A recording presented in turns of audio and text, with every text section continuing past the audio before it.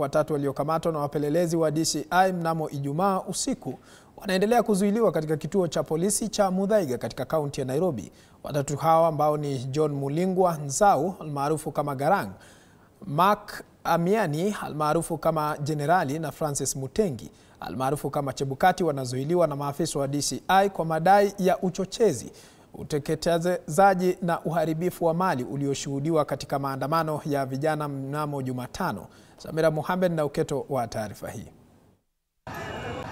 Huku waathiriwa wa maandamano ya vijana yaliyofanyika Jumatano wakisubiri majibu.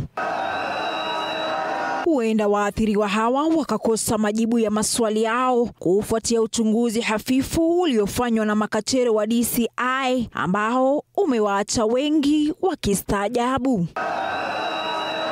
Hii ni baada ya makachero hawa kuwakamata wanaharakati watatu ambao ni John Mulingwa Nzau almaarufu Garang, Mark Amiani almaarufu Generali na Francis Mutengi almaarufu Chebukati mnamo Ijumaa usiku kwa madai ya uchochezi, uteketezaji na uharibifu wa mali ulioshuhudiwa katika maandamano ya vijana mnamo Jumatano.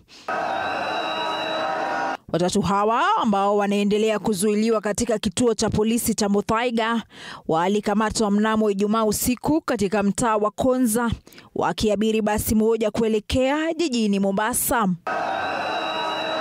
Aidha, makachero wa DCI wamedai kuwa kufikia sasa wamewakamata watu 24 katika eneo la Kikuyu, kaunti ya Kiambu, ambao walifikishwa mahakamani na kushtakiwa kwa madai ya uharibifu wa mali, ambapo mahakama ilikubali ombi la DCI la kuwazuilia kwa siku 14 zaidi ili kukamilisha uchunguzi.